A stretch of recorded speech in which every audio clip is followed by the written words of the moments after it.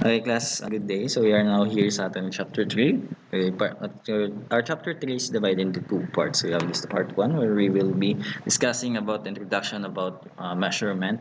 And for the part 3 of our chapter 3, we will be talking about percentage of your temperature and also atong heat measurement. Sa atong chapter 3, okay, we have here the definition of our measurement. Okay, it's the process of getting the actual measure of an object's dimension or the property by comparing it with something that has been accepted by the standard unit. Okay, the next you have here a definition of our accuracy. Okay, it refers to the close or how closely a measured value agrees with their correct value, and the difference with the precision. Okay, the precision, okay, refers to how closely the individual measurements agree with one another. Okay, ideally, the measurement should be both accurate and also precise. Okay, then the measurement may be quite precise yet quite inaccurate. Okay, because of some systematic error, which is an error repeated in each measurement. Ibig sabihin na ang yung mga precision is, for example, if you are taking measurement of an analyte, okay, if you're doing it the same time or gina-repeat mo yung mga test, ang the closeness ng ilang result, okay, that is your precision. Okay, then the accuracy is the closeness of that certain result for your correct na nga value, which is the tawag na ng okay, ito sa aton nga accuracy is if you are having a measurement, okay, do you have your standards nga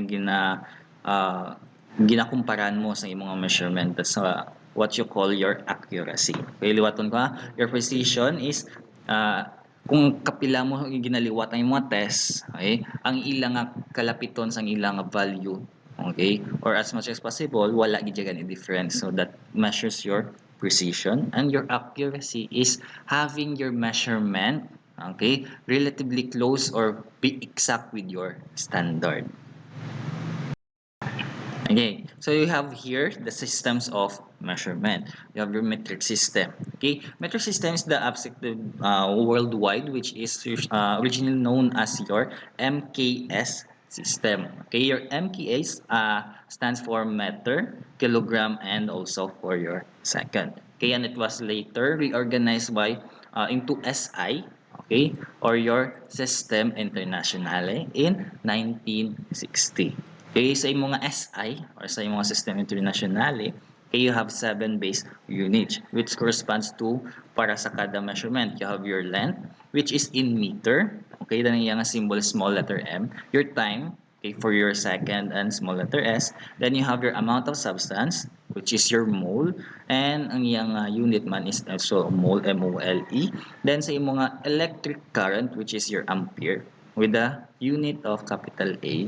Then for your temperature, you have Kelvin, which is capital K. Okay, wala ito kinagamit sa although we use Celsius and Fahrenheit, but the temperature for the standard gid is Kelvin. Okay, sa aton nga laboratory, okay, they use high temperature pa. Okay, sa mostly sa gwa pagit. Then you have your luminous intensity, which is light measurement. You have candela, and ang iyang unit is CD. And you have for your mass, you have your kilogram, okay, which is kg. Okay, small letter K and small letter G. Then you have your prefixes. Okay, your prefixes, from the word itself, prefix is the one nga gina-add mo sa imong unit before. Okay, before sa mga unit. You have the factor. Okay, the factor is where you will see the exponent or kapila gina-multiply ang imong value sa imong 10. You have here iota, which is the symbol of capital Y. Okay, you have here your multiplying factor, which has 24 nga zeros. Okay, 3, 6, 9, 12, 15, 18, 21, and 24 ka 0. So, dili ka lang base ang imo kung pila ka 0, dili lang sa imong may exponent. Then you have your zeta, which is capital Z, okay, which is 10 raised to 21. You have your multiplying factor. Okay. Then you have your exa, which is capital E, which is 18 ng exponent. So 18 na zeros. You have your beta, capital P, 15 ang iyang exponent, but also 15 na zeros. Then you have your tera, which has 12 ang exponent, capital T, and 12 ka zeros. Then you have your giga, which is capital G, and you have 9 exponent, 9 zeros. Your mega, which is 6 nga exponent, and 6 nga zero. Then for your kilo, okay, small letter K niya class okay, di dapat na mag-capital K. Capital K stands for your Kelvin. Then you have your exponent nga 3 and 3 nga 0. Your hecto, which is 2 nga exponent and 2 nga 0 for your multiplying factor. And your deca, which is your 1 nga exponent, and dA, small letter dA ang imong symbol. Okay. So ano to makita diri sa atong ng prefixes halin sa iota padto sa deca. Okay, usually ano sila panaog siya in 2 by 3. You have your iota, which is 24, then ang imong zeta 21. Okay, so by 3 hapos lang tanda. You have your iota, zeta, exa, peta, tera, giga, mega, kilo, hecto, and deca. Okay? And also, sa ilang symbol, from your mega up to your iota, it is capitalized nga letter. Below that, it is already small letter na hasta sa mga prefixes ta with a lower value here. Tandaan nyo lang, if you are talking about 10 raised to 1 or sa mga deca, ang imong symbol is dA. Okay? The D nga symbol belongs to your DSC, which has the value of 10 raised to negative 1. Therefore, gapabaliskad ang imong conversion. Therefore, you have a decimal point nga multiplying factor. Then you have your centi. Your centi is 10 raised to 2, negative 2, which is 0.01 nga multiplying factor. You have your milli, which is small letter m, 10 raised to negative 3. Tandaan nyo lang class, if you are talking about negative nga multiplying factor, do same lang gihapon, makita mo kung di nang yung 0. You have here, negative 1 siya. So you have a 1, isa ka 0, but because negative ang yung value, you need to put decimal point, okay, for your multiplying factor. And you have your centi, which has 2 zeros. Okay? Ang isa ka 0, it must be outside sa imong decimal point or sa right side sa left side sa imong decimal point. Then you have your micro. Okay? The micro sign is like a reverse nga H. Okay? It is 10 raised to negative 6. And you have also 5 nga 0. Nga tupad sa mga 1 or sa sulod or in between sa imong decimal point kag imong number 1. Then you have your nano, which is small letter n, and 10 raised to negative 9 is 0.08 the zeros. Then you have your peco. Your peco is 10 raised to negative 12. Okay, 11 and ka 0. Then you have your femto, okay, which is small letter f, is negative 15. Okay, so this is 14 na zeros na day. Sulod. Then your ato is 10 raised to negative 18. Then 17 na di ka zeros. You have your zepto, small letter z, and raised to negative 21. Therefore, you have 20 ka 0. Okay? Then, sa imong yokto, which is small letter y, is 10 raised to negative 24. Therefore, you have 23 ka zeros. Then, tandaan nyo ng class, ang ilang first letter usually sa name is also their symbol. Dili lang kamo magbatayan nyo lang si deca, which is 10 raised to 1. Ang iyang unit is, or ang iyang symbol is dA. Now, for the English system, the difference between your metric system and your English system is that they have not just a multiplying factor, but a different value, not just being raised by 10 or ang imong 10 gina at times mo lang sa ilang exponent. Okay? For your length, yung class sa ato ng exponent or sa ato ng English system, okay, you have here the length if you have a 1 foot, okay, it is an measurement sa or equals to 12 inches. Okay, you have here ang ilang unit symbol. You have 12 inches, and if you have 1 yard or 1 yard YD, okay, that's the unit for your yard, it is equals to 3 feet. Okay, then you have your 1 mile. Your 1 mile is equals to 5,280 feet, and for your 1 mile naman yung class, you have 1,760 yards. It is only for the measurement of your length. Then you have the measurement for the weight naman yung class. If you have a 1 pound is equals to 16 ounces. Then for your 1 ton, okay, it is equals to 2,000 pounds. Then for your capacity, it refers to the volume. Okay? Volume or mga liquid. You have your 1 tablespoon. Okay, you have TBSP, tablespoon. Okay, which is equal to 3 teaspoon. Okay, mas gamay ato nga teaspoon. Okay, kasi sa mga tablespoon. Then if you have a 1 cup, a 1 cup is equals to 16 tablespoon. And in a 1 cup, you can also have 8 fluid ounces. Then if you have a 1 pint, okay, a pint is equals to 2 cups. And if you have a 1 quart, okay, a 1 quart is equal to 2 pints. And for a gallon naman yung class, it is equals to 4 quarts. Okay.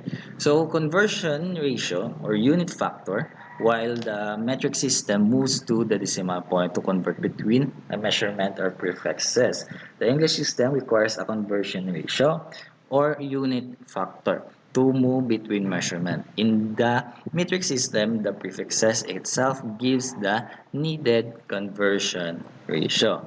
A conversion ratio or unit factor is equal to 1, and this ratio carries the name of the unit to be used in conversion and can be used for conversion within English and metric system, as well as for the factors for the conversation between your systems. The conversion ratio is based upon the concept of equivalent value. For example, below you have your 1 foot into substitute into its equal measurement of 12 inches. Hard examples na lang. Now, your example 1, okay, let's start with the very simple lang na conversion, which is you need to convert 3 kilometers into meter. Okay, di ba? You have a prefix nga kilo. Okay, there are 1,000 meter in 1 kilometer. So the conversion will be easy kung follow mo lang ang system. First, you need to write the conversion ratio as the factor that is equal to 1. Okay, multiply it out, then leave all units in the answer. Cancel all units that are both top and also bottom. Okay, you have here. Okay, di ba nakabata? You have 1,000 meter is equals to 1 kilometer. Therefore, the value is to 1. Then it is safe to multiply it by 1, but does not affect the answer. Therefore, if you have 3 kilometers, then times mo sa 1 is equals to 3 kilometers. So we can do this. Therefore, if you have 3 kilometers, okay, times 1,000 meter is equals to 3,000 kilometer times meter. Okay? So naguba din na nato nga module di. Okay, because sa mga solvings ng gani with mga naka-evolve sa mga error sa. So you have here the answer looks strange pero wala pa man matapos. Aman because you have a 1 kilometer ni dapat sa dalom ni siya like this nga unit. Okay? Wala lang na fix sa babaw. Okay, di ba dapat 1 kilometer na di dapat 1 meter over 1 km. So dapat may km na dis dalom. Amo ni sa. Okay, so we can cancel it out naman because you have a 1 kilometer here sa babaw which is 3,000 kilometer meter. Bang multiply mo ng unit, you have kita mo ng dot nga na daw. Okay, it signifies that it is the unit that is being multiplied pa. Okay, kaya you have 1 kilometer here sa dalom and also a kilometer unit diri sa dalom. Okay, it will be cancelled out.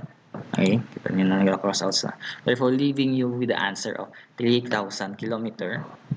Okay, may 1 man diri sa dalom. So, 3 kilometer is equals to 3,000 meters. Okay, we all knew that, so we want to follow the system. So when things gets harder, we know what to do, and we do it correctly. Okay, we can cancel it out in both top at the bottom nga unit and get an mas long answer and neat answer. If it goes wrong, the conversion upside down, we can get this or magbalis ka din ang imong conversion factor class. Hindi ka niya ka-cancel out sa imong unit. You have here dalom nag-mix ng gibon. We have here 3 kilometers times 1 kilometer. Kaling kay ang imong 1,000 meter dapat dili na sa dalom mo. Therefore, ang imong unit sa babaw is kilometer times kilometer over 1,000 meter. Okay, therefore hindi mo ma-cancel. Okay? Okay, dito.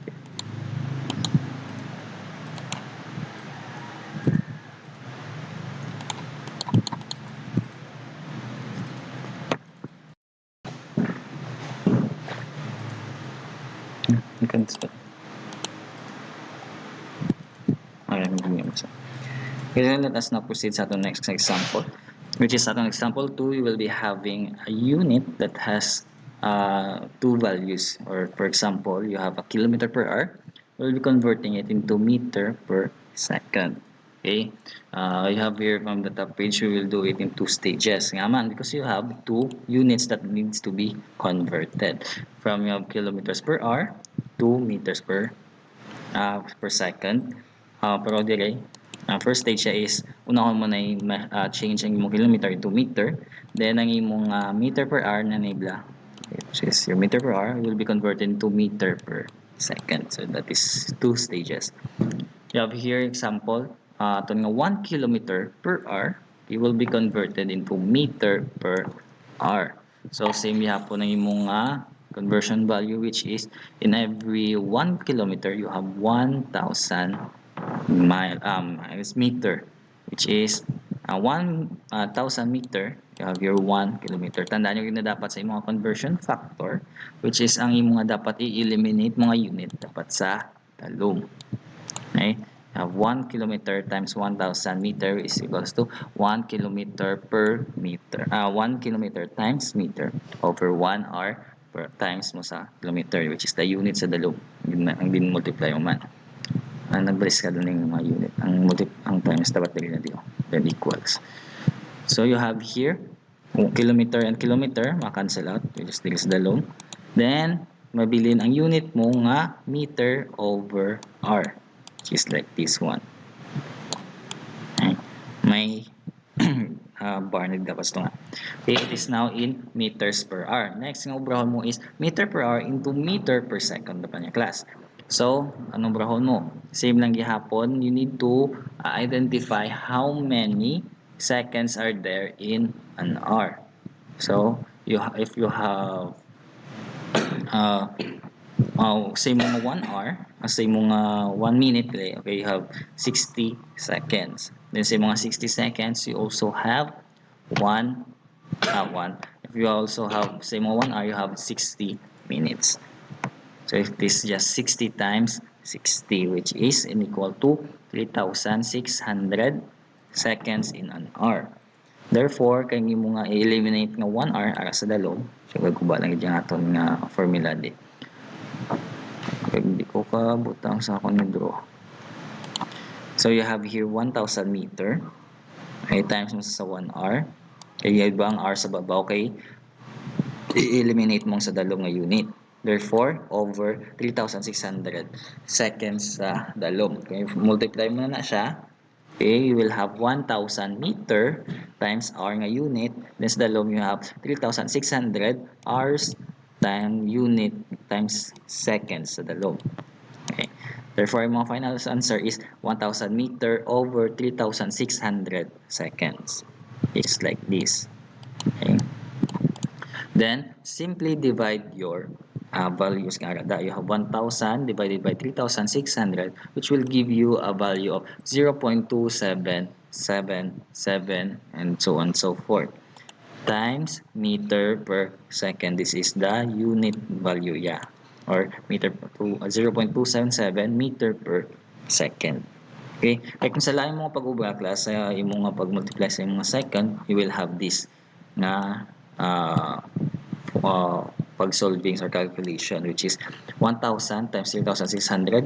Okay, ang imong mga unit na unit is meter times seconds. Then sa imong dalom you have 1 hour times 1 hour, which will have a 1 hour multiplying a 1 hour nga unit, which is hindi mo ma-cancel out. And also sa unit mo sa babaw, which will be different sa ginapangita mo, which is meter per second, not meter times second.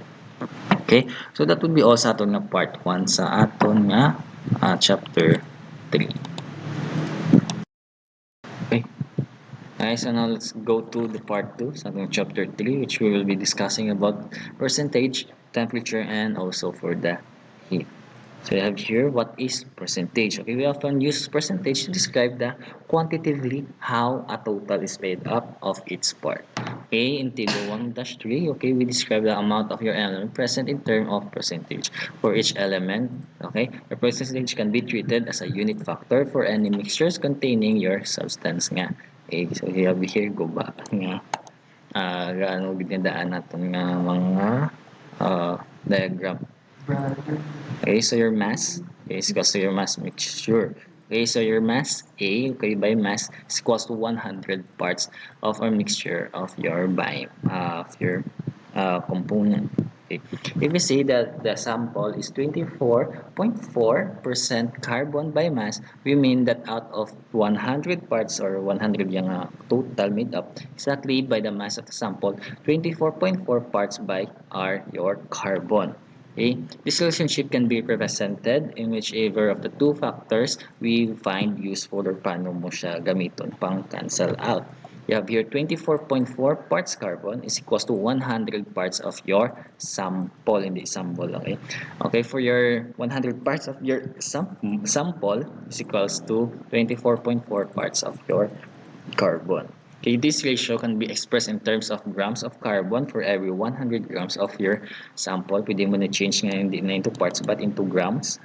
Okay, pwede naman pounds of your carbon for every 100 pounds of your sample or any mass or weight unit. The next example illustrates the use of dimensional analysis involving with your percentage.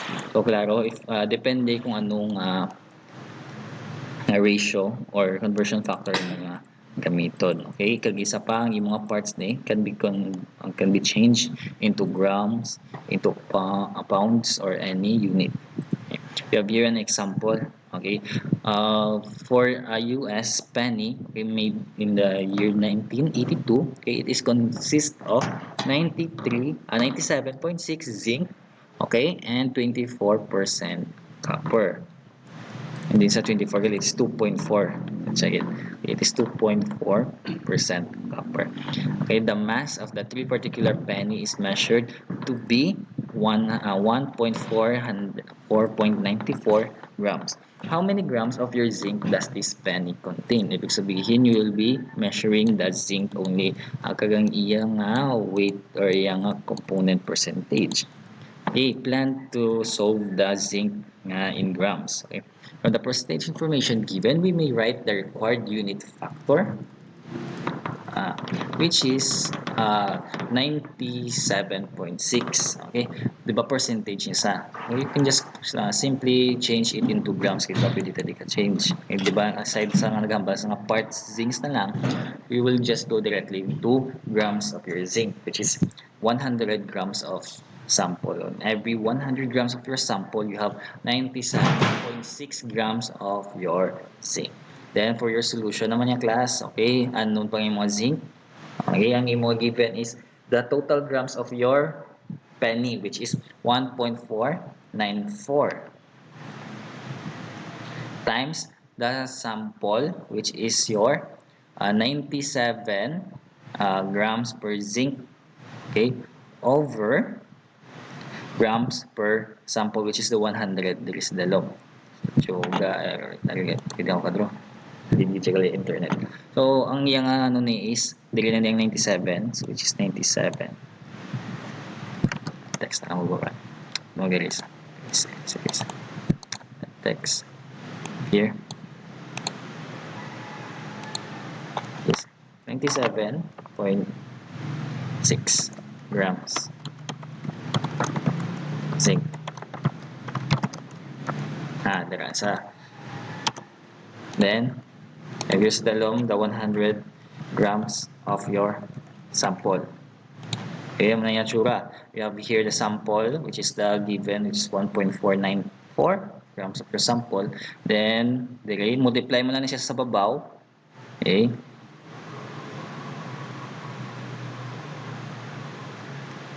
Then, sa dalawang niya, which will be divided sa muna value. Okay? So, what will happen here is, isolve mo na siya. Okay? You will have, calculator, pag-ano ako dito yun.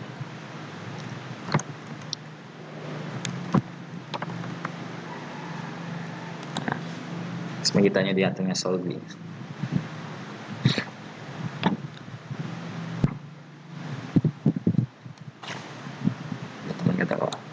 Okay, so if you're given with a 1.494 na sample times the ratio of your zinc in that given value, which is 97.6, is equals to 45.8144. Pero kung may 100 grams kapati sa mga sample, para maka-cancel out ang mga grams sample, you need to divide it with your 100 grams per sample. Give you the answer of 14.6 or 1.458. Okay, usually when you are solving for chemistry, okay, you just round it off into 2 decimal places, which is ang mga 45 na diyo. Okay, so the next number, which is 8. Okay, 8 is higher than 5, therefore ma-plus 1 ka. So, will give you the answer of 1.46 grams of your zinc. That's how you answer it. So, for another example, because you are given here with the 2.4 copper. So, pila naman big class ang aton nga copper concentration or aton nga mass aton copper in that given sample. So, same lang gihapon because ang given lang is dire same. Highlight. Pagkalain niya lang class, you'll be using naman ang copper nga ratio, which is a 2.4. Okay? 2.4 na class because to make a 100%, bigyan tunga mo na sa into duwa, you have a 97.6 kag 2.4. Kung i-add up na siya, it is a 100% of your sample. Diba?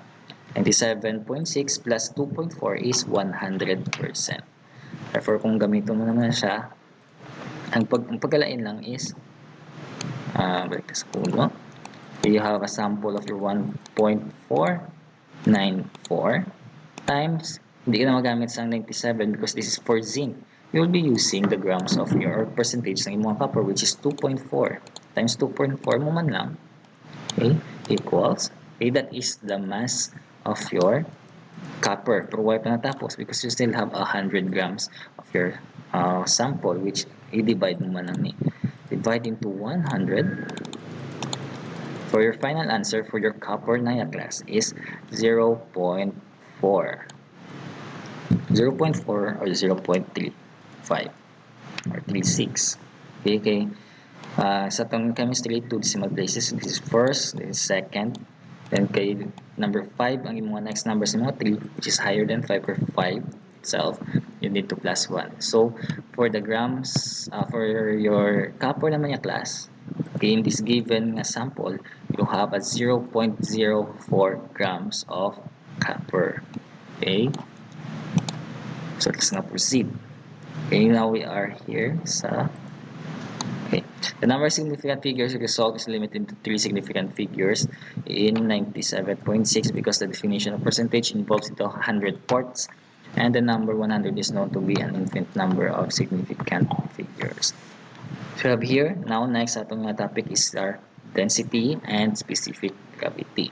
Okay, your density. Okay, in science, we use many terms that involves combination of different units. Such quantities may be thought as a unit factor that can be used to convert among these units. The density of a sample of matter is defined as the mass per unit volume. You have here a density is equals to your mass times your volume.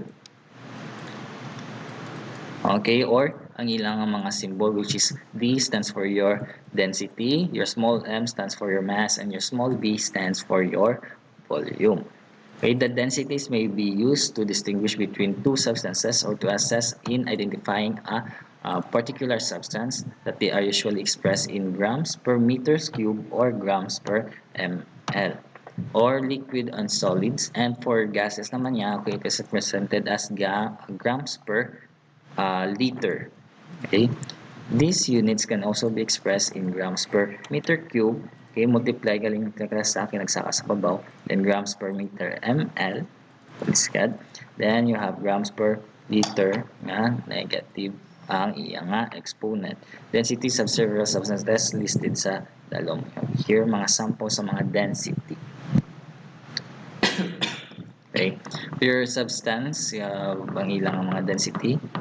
And yeah, pure gas or hydrogen gas form, you have the density of 0.000089, and for your carbon dioxide, which is 0.0019, and for your sand, it is 2.32. For your aluminum, it's 2.70. Okay, and for your cork, okay, it is 0.28. For your iron naman, it is 0.89. For your oak wood, 0.721. For your copper, it is 8.92. For your ethyl alcohol, 0.789. And silver for 10.50. Water mo nga density is 1.00. For your lead, it is 11.34. Your magnesium is 1.74. And mercury for 13.59. Your table salt is 2.16. And for your gold naman yung class, it is 19.30. So you have here an example or paano kita mag-solve sa aton nga density. Okay, so we have here an example for solving for our density. Okay, if 116 grams of your ethanol is needed for a chemical reaction, what volume of liquid would you use? Okay, you have here, we need to solve for the density of your ethanol. Okay, for example, 1-11, we are given with the mass of a sample of your ethanol. Okay, paano ba kung mass siya? You have the weigh for your grams. Okay.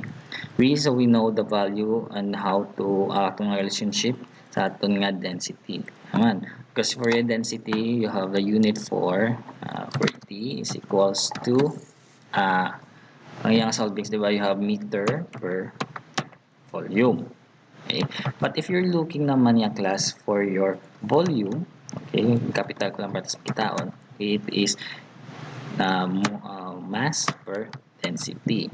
Then if you're looking naman yung class for your mass, okay, your mass, capital M ko lang para makita nyo, dapat small m, okay, M is equals to density times your volume. Okay, this is a relationship na formula. Okay. Kumbaga pa, if you need to draw it, okay, this like this. Okay, you will be having your mass in here sa babaw and your density. How should nabuang lang ako mas. You have your density and your volume in here. Naman, for your density, okay, to solve for your density, it is mass times divided by volume. Then for your mass naman yung class, if you need to solve for your mass, it is density times volume. And if it is for volume naman niya, it is mass divided by density. Okay, so tandaan nyo lang niya ito nga triangle for your formula. Here, kung gusto mo ulitin, gid ari. Now, we need to write the relationship for your volume. So since you are looking for your volume, okay, volume is mass divided by your density. Okay, I'm here. So, what is given? Okay, ano palang nahatag sa aton? Okay, ang nahatag sa aton is the density of your ethanol. It is 0.78, which is halos sa babaw. Okay, ethanol. Okay, so you already have your mass and also your density. So, i-plot mo lang sa aton nga formula, which is mass over density. We have 0.78 sa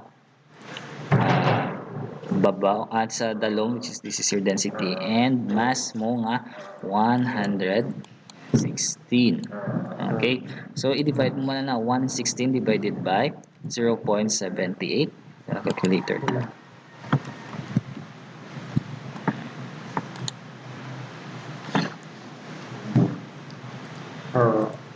have 116 divided by 0.789. 789 din man, diba? Okay. Therefore, final answer for your volume. Ano yung pagkamay? Okay. Your volume is 147 ml because the unit for your density, the unit usually for your density is in grams per ml. Niya unit hindi yun. Then you have the unit for your mass, which is grams. Okay. What will happen here is that kung ang you have a two units, which is grams per ml, kung masaka ni siya sa babaw, it will become like grams times ml, and you have your grams. Okay, maging cancel out na din. Okay, nag-reciprocate or nagbaliskadanay ang yung mga grams per ml. Okay, now for your specific gravity naman yung class, okay, it's very simple.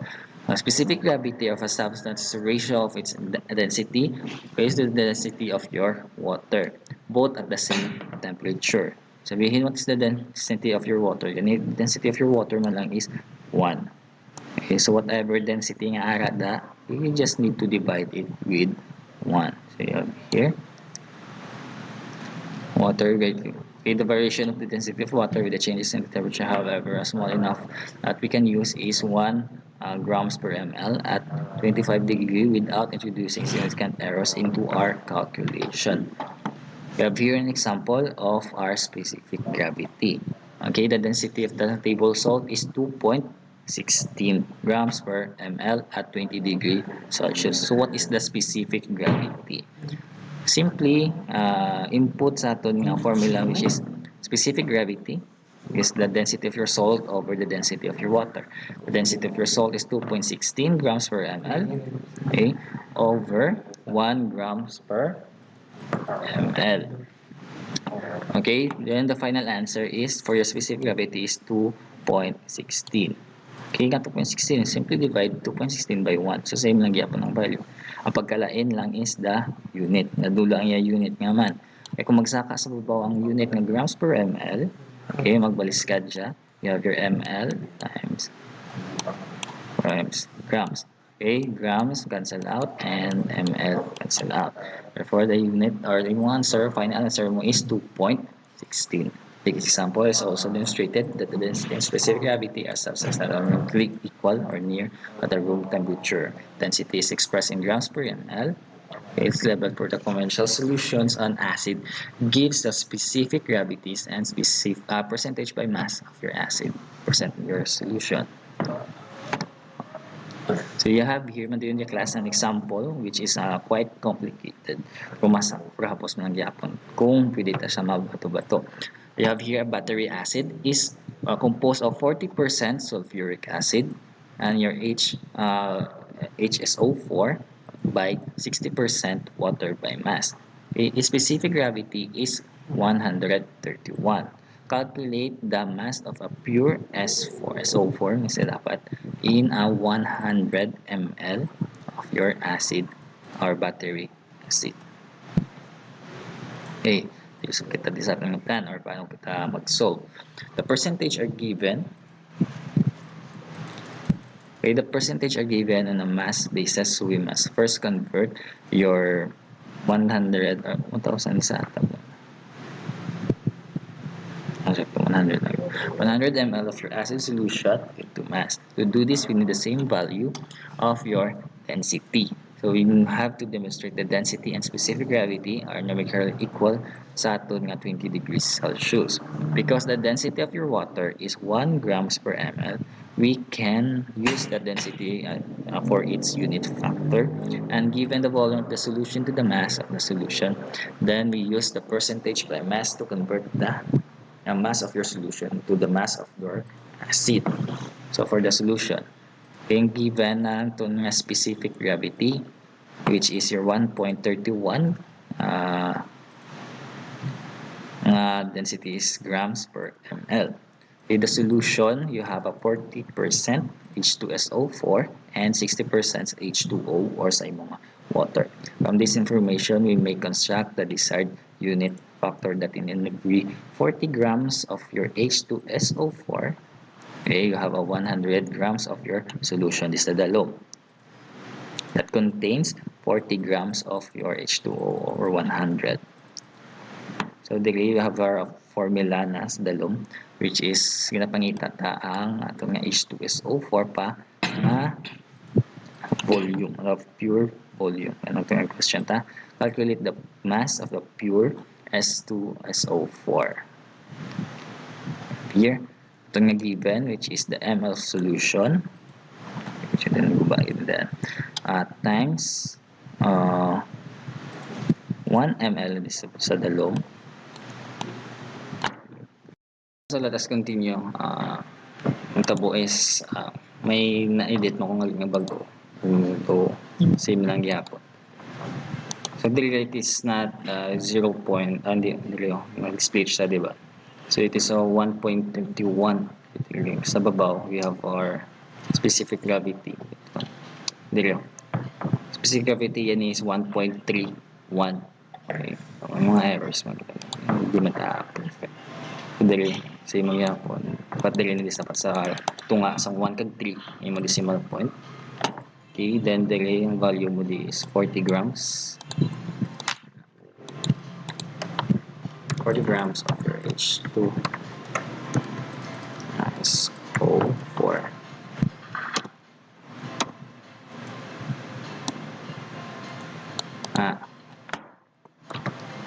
Okay, so dili so your specific gravity grams of your solution.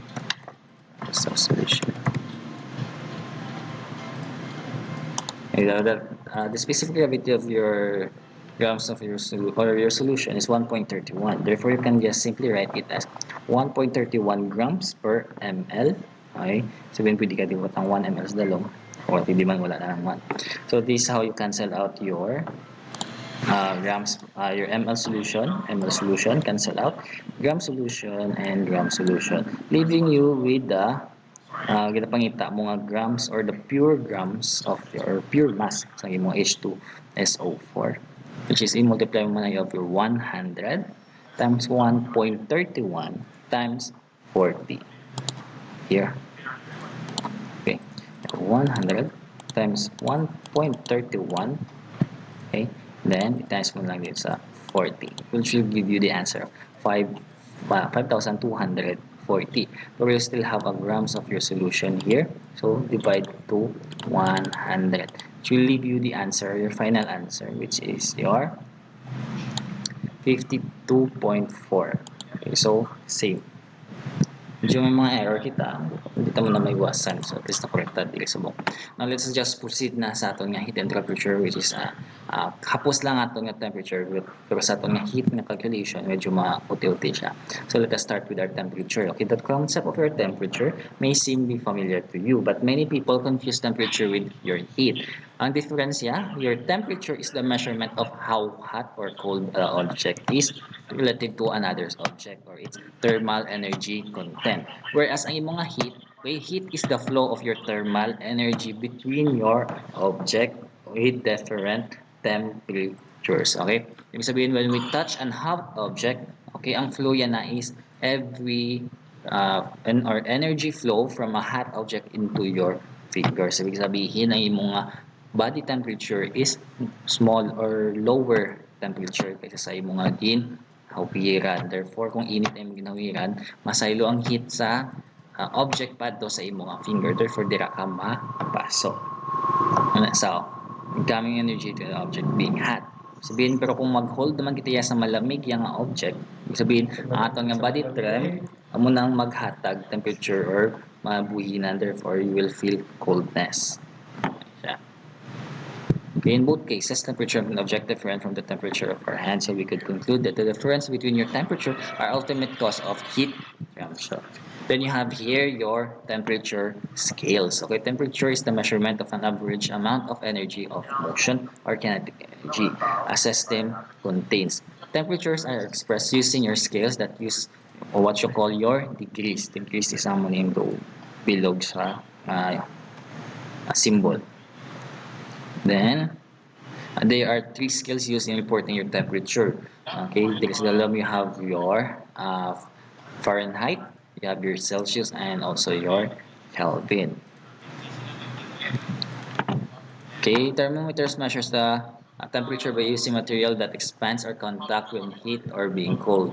Okay, the basic nga ano na is your mercury or your alcohol thermometers. For example, there are reservoirs of your liquid that expands when heated or contact with or being pinapalamig or being cold. So the liquid column length or shortens as the temperature of your liquid changes. So you have here sa aton nga left side, which is aton nga Fahrenheit. Okay. Then you have your Celsius to nga and Kelvin. Okay. Ato nga boiling point sa ato nga water. Okay. It's widely known nga if sa ato nga water, the boiling point of your water is 100 degrees Celsius. But if you convert into Fahrenheit, the boiling point of your water is 212. And for your Kelvin naman yung class, it is 373. Then you have your 100 degrees Celsius, 100 Kelvin and Fahrenheit. Then you have here atong freezing point sa atong water. The freezing point of your water naman yung class. Okay, it is kung sa Celsius naman, it is 0 degrees Celsius, and for your Fahrenheit naman is 32 degrees Fahrenheit. Then you have your absolute zero. Absolute zero refers to the Kelvin nga measurement, which is the standard unit na, diba, sa aton nga temperature. Therefore, ang yung absolute zero is 0 degrees Kelvin. Then, kung imo naman nga Celsius, you have negative 20, negative 273 degrees Celsius. And for your Fahrenheit, it's negative 459 degrees Fahrenheit. Now, some more sa theoretical or sa aton nga history sa aton nga temperature. Okay. We have here the US has commonly used the temperature scale of your Fahrenheit scale or minatawag din sa English system. Okay, diba ito nga SI system is your Kelvin. Pero dito sa Pinas, we usually use sa aton nga degrees Celsius. Okay, symbolize natin nga letter F for your Fahrenheit and spoken as degrees Fahrenheit. On the scale of the freezing point of your liquid, the temperature which the liquid water turns into solid is 32 degrees Fahrenheit. Ang iyang boiling point naman is 212. And kung sa Celsius naman kita class, okay, degrees Celsius, usually sa aton nga country, okay, it is defined as kung freezing point naman sa atong water is 0 degrees Celsius, ang iyang boiling point naman is 100 degrees Celsius. Okay, this scale is divided into 1:100 division between two landmarks and extends higher and lower as well. By comparing your Fahrenheit and Celsius scales, a conversion between the two scales can be determined. Okay, so this nga module medyo guguba ng sa ilo kita display. Okay, so dire na-fix ni sa atong latest. Okay. 15 pa na dito, 12 pages na lang here. You have here, if you need to find for your degrees Celsius, okay, it is degrees Fahrenheit minus 32 times 1.0, okay, degrees Celsius over 1.8 degrees Fahrenheit. Okay, what will happen here is, if you are given with a Fahrenheit value, sa dalawang mga sample na. Hindi ka na pag-explain ka lang. And there is atong degrees Fahrenheit. Then you have your degrees Celsius times the conversion factor plus 32 naman. Very simple lang, tandaan nyo. If you are Fahrenheit into degrees Celsius, tandaan nyo, pabuhinan nyo ang value. Therefore, minusan mo 32. Then if it is Celsius to Fahrenheit, after mo sang conversion factor, okay, plusan mo lang 32 because usually yung mga Fahrenheit value is higher than your degrees Celsius.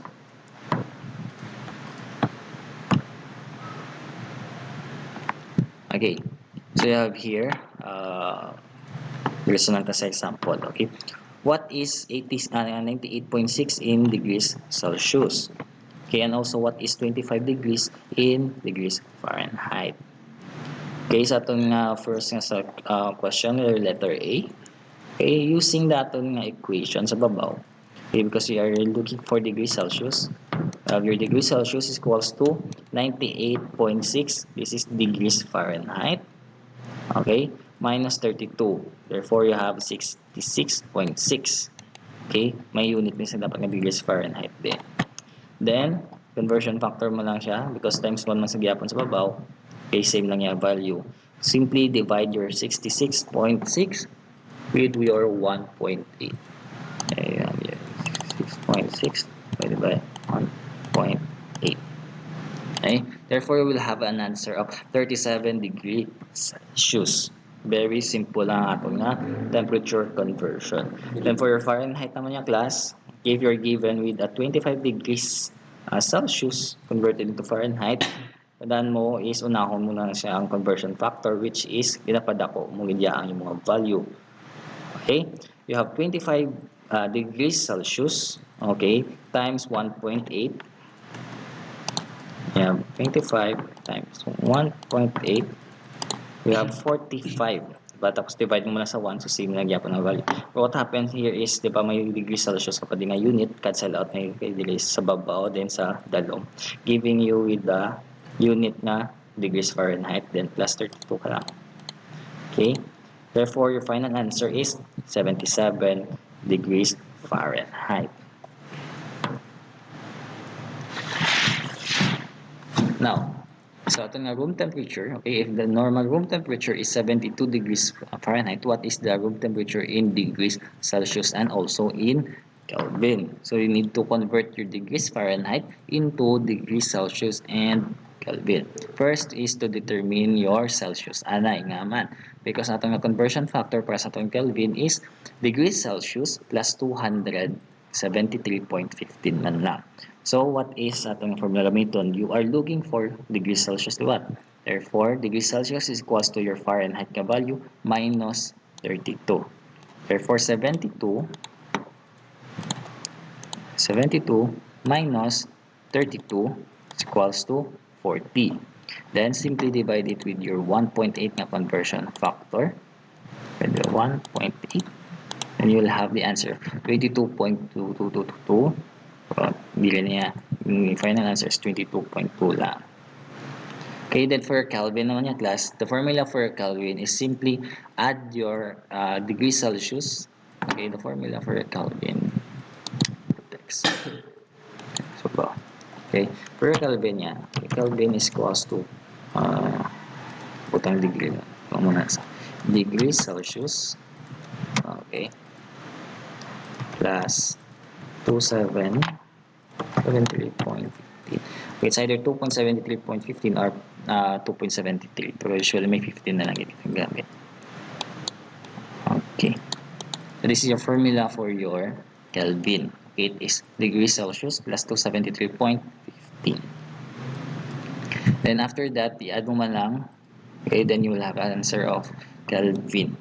Okay, automatically ma-change na ang imong unit yung mga unit sa temperature. So that temperature is about 295 Kelvin.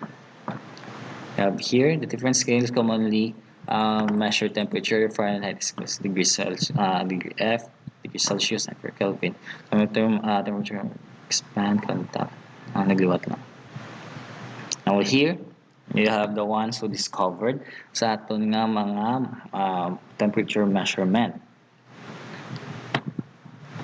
Okay, you have here the first to discover the Fahrenheit. You have Daniel Gabriel Fahrenheit, a German instrument maker, pioneer of exact thermometry. He helped to lay the foundation for the era of precision thermometry by inventing the mercury in a glass thermometer that is widely used and also practical and accurate thermometer. Okay, the Fahrenheit scale, first standardized temperature scale to be widely used.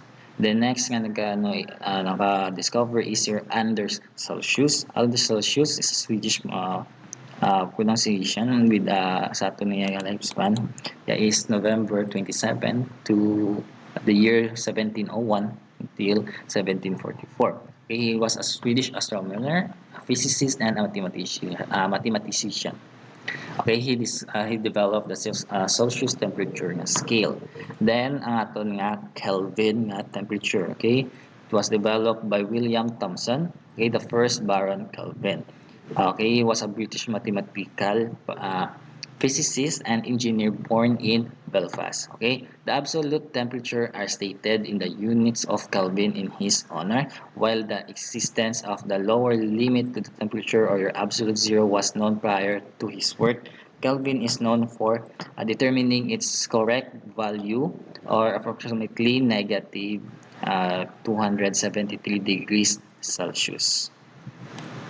Kay siya ang nag-discover sa Celsius kali nga value but ang atong nga absolute zero gid it is longly discovered na pero ang true nga value nga na-discover is si William Thomson, which is ang negative value man lang sa imong conversion factor. Now sa last nga part which is your heat, medyo complicated na because you will be having mga initial nga heat or pag-attractor sa transfers ng heat. So let us now proceed.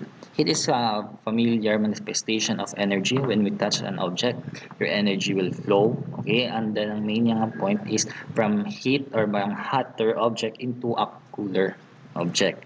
Therefore, if you're holding or touching hot object, masaylo ang iyang heat energy into your hands. Therefore, you will feel hotness or mapasok ka. Then sa imo naman sa cold naman, if you're holding a cold object, kaya ang heat sa iyong mga fingertips or sa iyong hand will be transferred into that certain object. Therefore, you will be losing heat energy and you will feel coldness. Okay.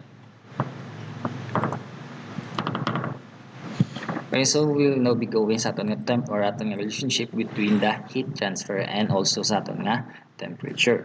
You will having the may kita nga relationship between your na heat transfer mo kag mga temperature, which is ang significant mga equation would be heat is proportional to the change of your temperature. You have here duha ka symbol which is ang do infinite sign nga and also ang triangle which is signifies a change. Okay, whereas this means proportional and change in the temperature of the system. Any change is variable and always be defined as your final value minus your initial value. For a variable, it is your change in T. Okay, the change in T signifies your final na temperature minus your initial. Okay, in addition, with the greater mass of your object, the more heat is needed to change its temperature. We can include a variable represents mass to the proportionality as follows. Here, heat is equals to the proportional mass for the letter M and the change in your temperature. To the change, this proportionality is equal, we include the proportionality constant. Okay, what do you mean by constant? The proportional constant is called their specific heat and is commonly symbolized as your C. C. Therefore, your heat is equals to the mass of constant change in your temperature. Therefore, every substance has a characteristic of your organ tawag na nga specific heat, which is reported as the atong yung unit is calorie per grams. Okay, then times your degrees Celsius or calorie per gram times mo sa imong Kelvin or per Kelvin unit. Okay, depending on the unit used to express the change in your temperature, the specific heat of your substance is the amount of the energy that must be transferred to 1 gram of the substance to change its temperature by 1 degree Celsius, 1 degree. or sa temperature scale. Okay, you have here a list of your specific heat for your various materials. You have your aluminum. Your aluminum has a constant or specific heat of a 0.215. Your aluminum oxide, it is a specific heat or sa iyang substance which is 0.305. Your benzene is 0.251. Your copper 0.092. And for your ethanol, you have 0.578. For your hexane is 0.394. Your hydrogen, which is 3.419. And your ice has a 0.492 nga specific heat. And for your iron, 1.08. And for iron oxide or your Fe03, it is a specific heat of 0.156. Your mercury has 0.033. Your oxygen is 0.219. For your sodium chloride naman class, it is 0.207. And for your steam, okay, ang steam is water in a gas state.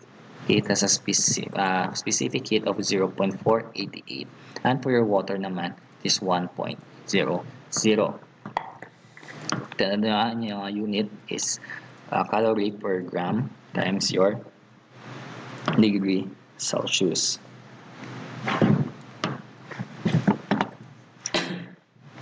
Now, the direction of heat is not shown in heat or your mass, then your times your constant and change in heat. If energy goes into an object, the total energy of your object increases and the value of your heat or change in your temperature are positive. If the value is coming out of an object, the total energy of an object decreases and the value of your heat and your change in your temperature are negative. And we have here an example of solution para sa ating heat. Okay, what quantity of heat is transferred when you have a 150 grams of your block of iron metal is heated from a 25 degrees Celsius to 73 degree Celsius. Okay, what is the direction of heat flow? Is it positive ba siya or negative? So we can use heat or atong nga formula which is your heat is equals to your mass, your constant nga value sang imong object or ang imong sample, then change of temperature ang iyang in final minus your initial. Okay, to determine the amount of your heat, first need to determine the change of your temperature. Change of the temperature, you have your final and initial. So you have here 25 degrees Celsius and 73 degrees Celsius. Okay, so mabalaan nyo kung diin ang imong initial, depende sa imong statement. Okay, hambalya, heated from. Okay, heated from, therefore your 25 degrees Celsius is your initial and your 73.3 degrees Celsius is your final. For 73.3 minus 25 is equals to 48.3 degrees Celsius. That is your change in your temperature. So 1 down. So you will need to find your 2. Okay? Now, the mass is 150 grams. Okay, so given na. Next is your constant. Okay, so di ka makuha sa muna so 0.18. Dili ka kuha. Okay, for your iron is 0.108. Therefore, ang heat mo is equals to 150 times 1.08 times 48.3. Okay, simply solve mo lang na. Okay, pakita again. 150 times 1 times 0.108, okay, times 48.3. Now you have the answer of 0.782 calorie. Nga calorie na lang yan nabilin. Okay, class, na naman you have your grams here. Yung value. Then you have grams D sa dalom. So this will be cancelled out. Cancel out ang grams, cancel out ang grams. You have your Celsius di sa babaw, Celsius mo di sa dalom. Therefore, bili nga unit, calorie ang wala na tandog. Therefore, note that how many grams or units cancelled out, leaving your calorie unit alone. Okay.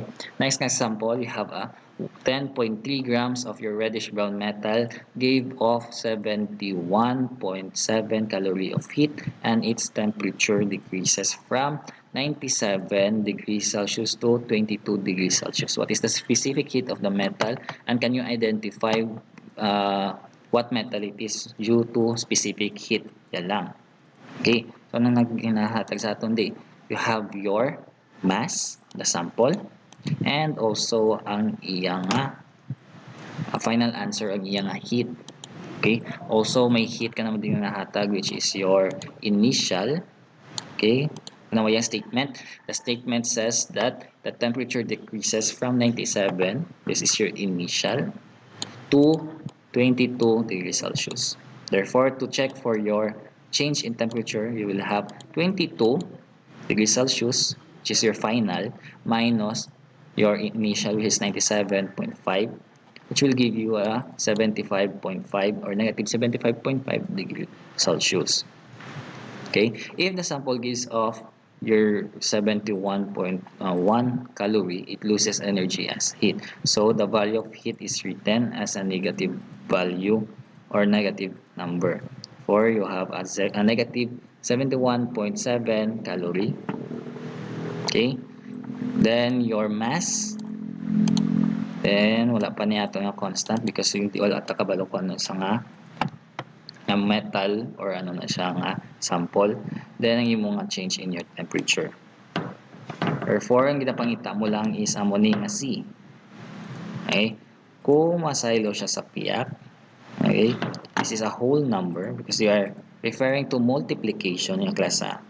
Okay? Kung magsaylo ganito diba sa piyak ang multiplication, it will become division. Therefore, you will have 10.3 grams, okay, divided by, you have 71, negative 71.7 calorie divided by 10.3 grams, and also this is also multiplication man, so manawag sa dalom, okay, divided by times negative 75.5 degrees Celsius. Okay, simply divide. Okay. Ano yung pala? Nice. Hindi ko butang sa parenthesis. Standard.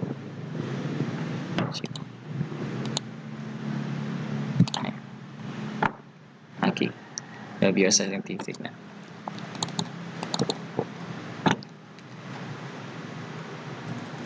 I have 71, negative 71. Butang negative value din na eh.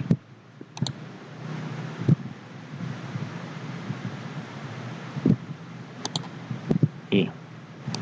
Try it again. So, negative 71.7, okay, divided by, parenthesis ko na lang, 10.3 times, kadula.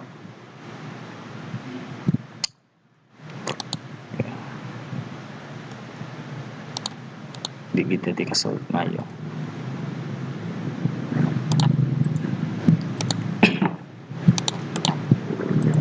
Ah, 10.3. Okay. Sala.